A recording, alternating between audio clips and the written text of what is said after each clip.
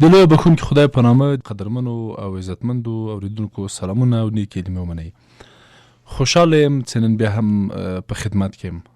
وړاندې له دې چې راسم ستاسو ټلیفوني اړیکو ته اجازه راکئ په یوه مسله بحث وکړو.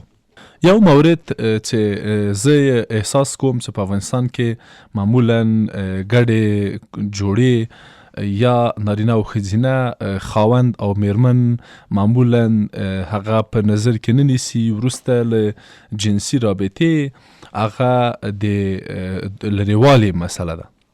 معمولا دود او رسم په افغانو کورنیو کې یا په افغانانو کې په زوجینو کې دا ده چې کله ناکله دوی یا ډیر وخت یا ډیر ځله کله چې دوی جنسي رابطه نیسي بیا وروسته له جنسي رابطې یا اړیکې کله چې رابطه ختمه سي یا رابطه صورت عمومي او ارضا او اشباع صورت عمومي یا دواړه لوري یا یو لوری او بیا دوی ډیر زر ډیر چټک ډیر یو ډول په یو بد انداز او په یو بد لحن په یو بد وضعیت کې دوی سره بیلیږي.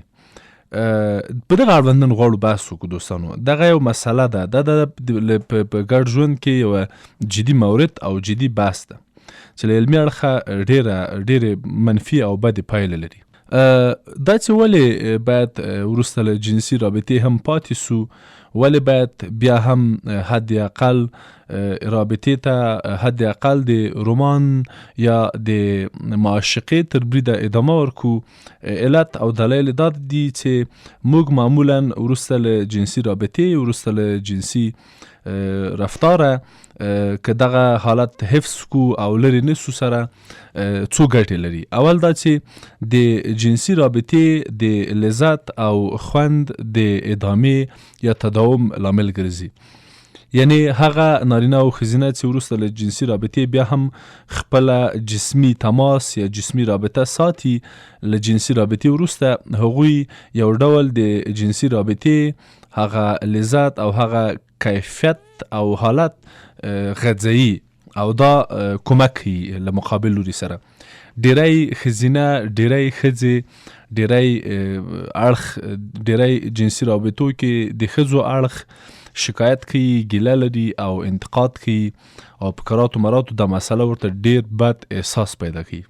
نو که دوستان غواړي چې دا مسله یا په دغه شکل ښکلا او نوره هم ځلا او په اصطلاح آرامش او سکون پیدا کړي او ادامه ورکړي، نو تر ټولو ښه خبر دا ده چې دوی بیا هم له جسمي اړخه سره لرې او په فاصله کې پاتې نسی. دویم مورد چې په دغه برخه کې کومه کوي دا یوه اړتیا ده.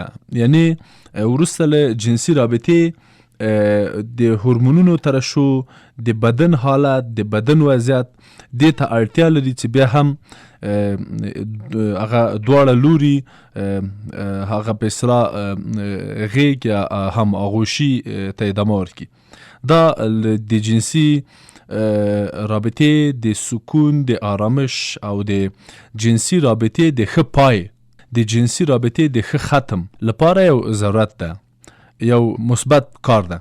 نو په دې خاطر باید دا ترسره سي. یو بل عامل، یو بل مورد چې ډیر مهم ده، ډیر جدي ده، هغه د ښځینه‌و لپاره د نارینه‌و لپاره معمولا د جنسي رابطې په پای کې یا په ټوله کې د جنسي رابطې په صورت یا په رابطې په وجود کې لذت حاصلیږي، آرامش او سکون حاصلیږي.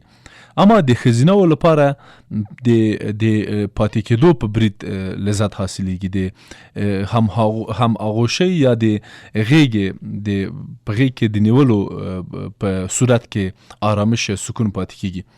د هغو نارینه او هغو ښځینه‌و لپاره چې جنسي رابطه ساتي او بیا سره لرې کېږي، معمولا باید یادونه وکړم چې یو ډول غواړي هغوی چې دغه رابطه یو اړخیزه کړي یا یو لوریزه کړي. یعنی که واقعا موږ غواړو چې رابطه دواړه لوري له رابطې نه خپل سهم او خپل قسمت واخلي او لذت ویسي، نو ښه خبر دا ده چې موږ وروسته له جنسي رابطې هم سره لرې نشو. بل مورد چې کومک کولی سي په جنسي رابطه کې هغه د خبرو او هم آغوشی یا د غیږې مسله ده. یعنی ښځینه وروسته له جنسي رابطې دغه وروسته له جنسي رابطې خبرو او وروسته له جنسي رابطې یو بل سره پاتې کېدلو ته د جنسي رابطې د یوې برخې په سترګه ګوري. یعنی که احیانا نارینه وروسته له جنسي رابطې لرې سي له خپلې مېرمنې، فاصله واخلي له خپلې مېرمنې، یا لاړ سي په خپل کار پسې رابطه ونیسي او بیا لاړ سي خپل ماموریت و خپل کار و خپل روزګار پسې، یا په اصطلاح لاړ سي ویده سي، یا لاړ سي مثلا کتاب راواخلي، لاړ سي بل ماموریت ترسره کوي.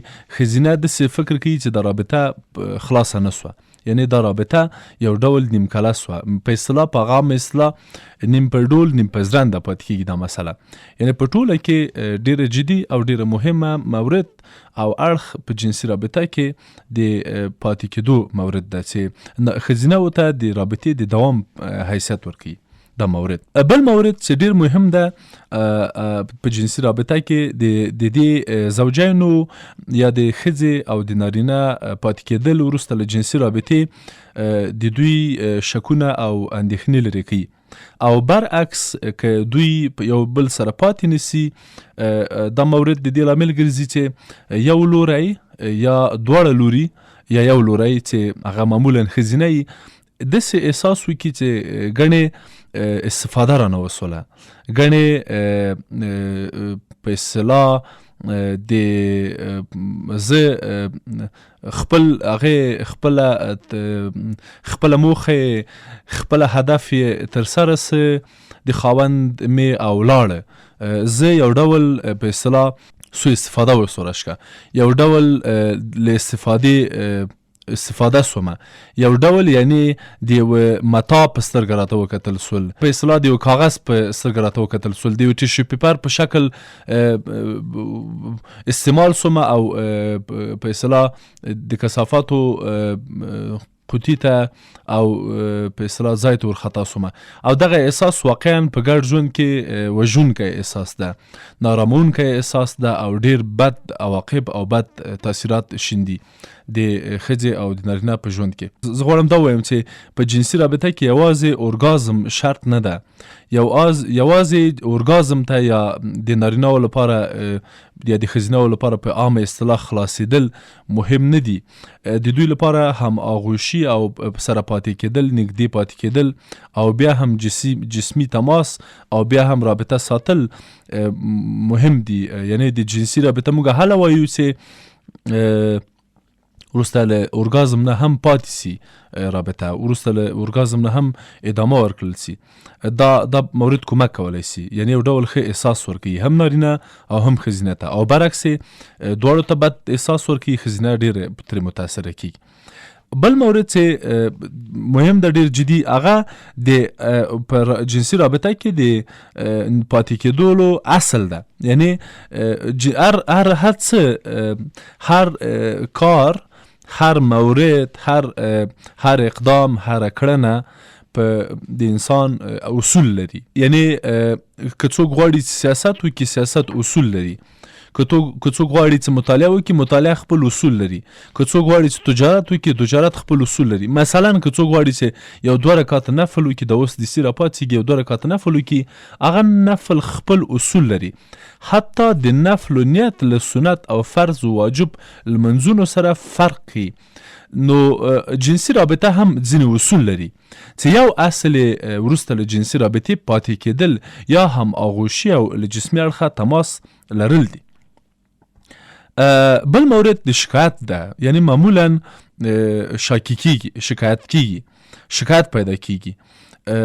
ډیری ښځینه چې شکایت کوي له خاوند نه، یو لوی عامل، یو لوی دلیل د جنسي رابطې نه وروسته د نه پاتې کېدلو موردي.